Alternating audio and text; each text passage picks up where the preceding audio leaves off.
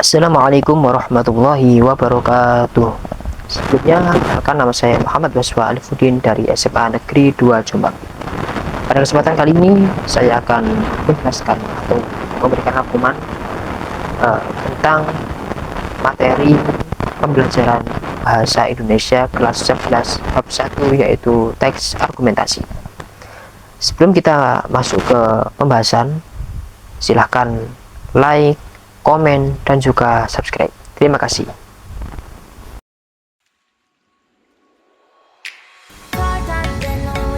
Oke, nah jadi pada bab 1 kali ini kita akan membahas mengenai teks argumentasi. Jadi sebelum kita masuk ke pembahasan, kita harus tahu terlebih dahulu apa itu teks argumentasi. Oke, jadi teks argumentasi secara definisi itu adalah teks yang memuat pendapat yang disertai dengan fakta pendukung, sehingga memberikan sebuah kepercayaan terhadap pembaca. Nah, kalau selama ini kalian beranggapan bahwa argumentasi adalah pendapat atau opini, nah, jadi pernyataan itu adalah pernyataan yang salah ya. Mengapa? Karena argumentasi dan pendapat itu merupakan dua hal yang berbeda. Menurut KBBI, argumen bermakna sanggahan yang digunakan untuk menolak atau mengkritik suatu pendapat, pendirian, gagasan, dan ide dari orang lain dengan alasan yang masuk akal atau rasional. Berbeda dengan pendapat yang masih dilandasi pemikiran pribadi atau yang biasa kita sebut dengan subjektif. Sebuah argumen harus dilandasi dengan fakta yang logis atau data yang akurat atau data yang mendukung fakta tersebut. Dengan demikian, dapat disimpulkan bahwa teks argumentasi adalah teks yang memuat pendapat yang disertai dengan fakta pendukung, sehingga memberikan sebuah kepercayaan terhadap pembaca. Nah, setelah itu kita harus tahu juga apa itu tujuan dari dibuatnya teks argumentasi. Adapun tujuan dari penulisan atau dibuatnya teks argumentasi, yang pertama ialah menyampaikan pendapat penulis, menyampaikan pendapat seseorang terhadap suatu masalah yang dibahas atau suatu masalah yang sedang diangkat. Yang kedua yaitu mengubah pola pikir pembaca yang awalnya menolak menjadi sepakat karena adanya bukti yang disertai data dan fakta yang kuat. Yang ketiga yaitu mengubah pandangan pembaca melalui tulisannya yang sudah disusun secara rinci. Dan yang terakhir adalah menguatkan argumen penulis yang disusun secara struktural dengan informasi yang jelas.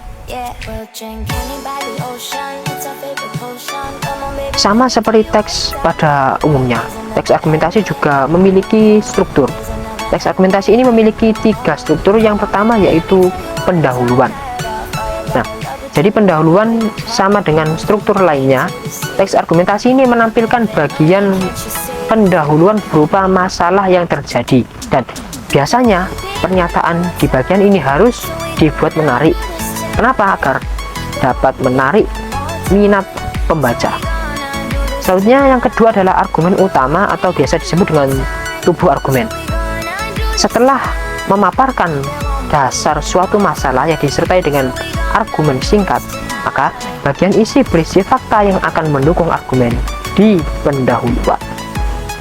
Masuk yang ketiga, struktur ketiga adalah kesimpulan, yaitu pada bagian akhir teks yang merupakan ringkasan dari paparan tulisan dari penulis, yang biasanya di bagian ini penulis membuat kalimat yang lebih ringkas dengan menambahkan pemikiran yang logis agar dapat diterima oleh pembaca. Oke, kita lanjut ke kaidah kebahasaan teks argumentasi. Teks argumentasi memiliki 3 kaidah kebahasaan. Yang pertama adalah adverbia, konjungsi, dan juga verba. Kita masuk ke yang pertama yaitu adverbia.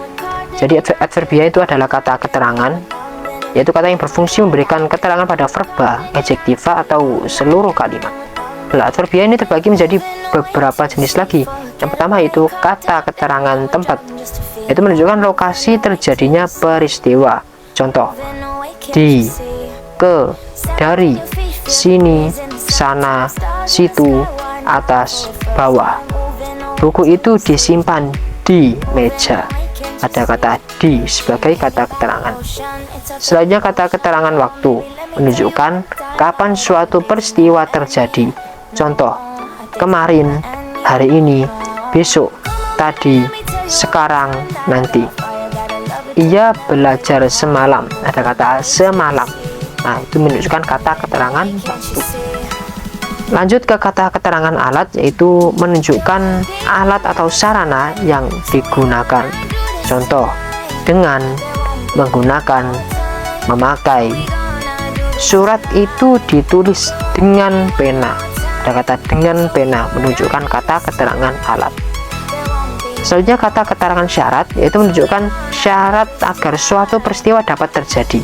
Contoh, jika, apabila, asal, bila.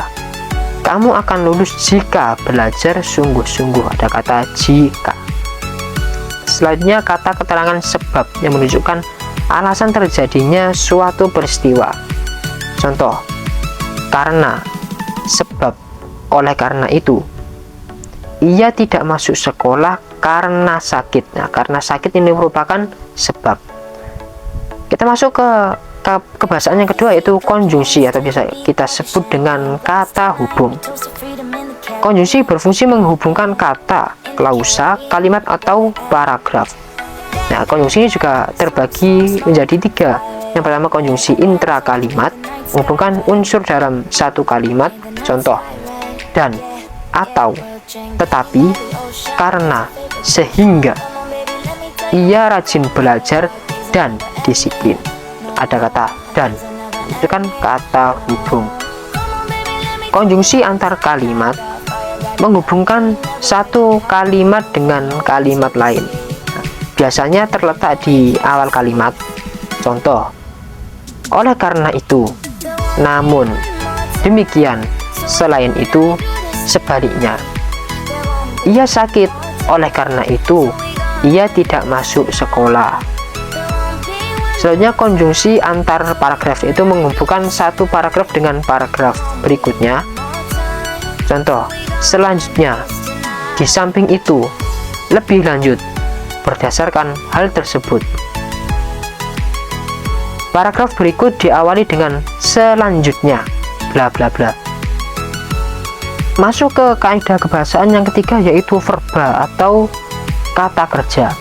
Nah, verba ini juga ada beberapa jenis. Yang pertama ada verba asal, kata kerja yang belum mengalami imbuhan, seperti makan, minum, tidur, pergi. Ia tidur siang. Tidur, kata kerja yang belum mengalami imbuhan. Selanjutnya verba turunan, yaitu kata kerja yang mengalami imbuhan, pengulangan atau pemajemukan. Contoh, membaca, menuliskan, berlari, memasak. Siswa membaca buku. Verba transitif, yaitu kata kerja yang memerlukan objek yang biasanya berawalan me atau di. Contoh, membaca, menulis, membawa. Ia membaca buku. Nah, ini ada objeknya.